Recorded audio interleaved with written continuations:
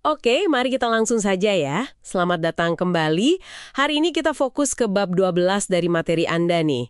Siklus besar kebangkitan Tiongkok dan renminbi. Kita coba pakai kerangka siklus besar itu buat memahami Tiongkok sama mata uangnya. Gimana sih arahnya? Betul. Materi ini kasih kita kacamata sejarah, sekaligus data-data terbaru ya, tentang gimana Tiongkok ini bangkit jadi kekuatan global. Bisa dibilang, menantang tatanan yang ada sekarang. Nah, misi kita sekarang, bedah faktor-faktor kuncinya, terus implikasinya buat renminbi atau RMB di panggung dunia. Sesuai bab itu. Siap. Kita bakal lihat pola sejarahnya, terus gimana mesin ekonomi Tiongkok jalan, posisi RMB sekarang, dan tentu saja dinamikanya sama Amerika Serikat. Kita mulai dari sejarahnya dulu kali ya. Gimana kerangka siklus besar ini bantu kita lihat Tiongkok? Di sumber Anda itu, menempatkan kebangkitan Tiongkok yang sekarang ini dalam pola siklus yang lebih panjang gitu, naik turunnya kekaisaran.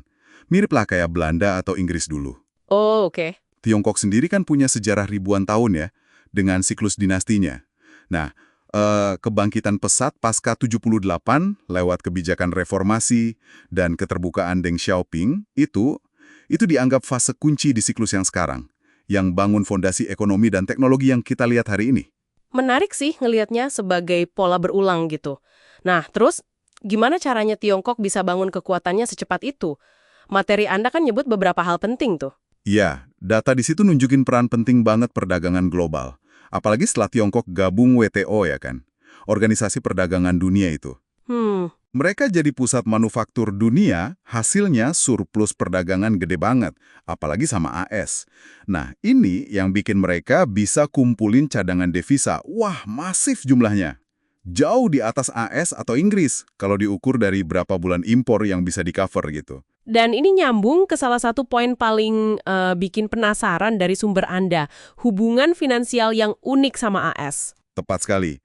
Gara-gara surplus dagang tadi, Tiongkok jadi salah satu kreditur terbesar buat AS. Megang lebih dari $1 triliun utang pemerintah AS. Wow. Jadi surplus dolar mereka itu ya diinvestasiin lagi ke aset dolar, kayak obligasi pemerintah AS.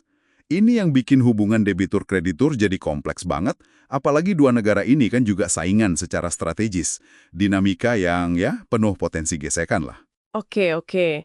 Kalau gitu, gimana soal mata uangnya renminbi?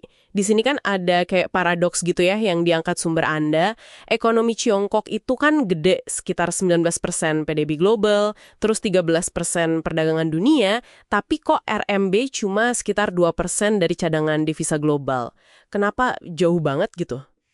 Salah satu faktor utamanya menurut analisis di materi itu ya kontrol modal yang masih berlaku. Jadi ada batasan dari Tiongkok soal aliran dana masuk keluar. Ini yang membatasi penggunaan RMB global. Oke. Tapi sumber Anda juga lihat potensi RMB buat tumbuh itu besar. Nah, potensi ini bisa makin kuat kalau dolar AS melemah.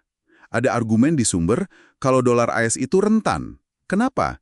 Ya karena utang AS yang gede banget, terus The Fed nyetak uang, sama imbal hasil real obligasi AS yang negatif. Nah, di sini jadi relevan banget sama konsep perang modal yang juga dibahas kan? Ada potensi AS pakai sanksi finansial, tapi apa itu nggak beresiko juga buat AS sendiri kalau malah bikin negara lain cari alternatif selain dolar?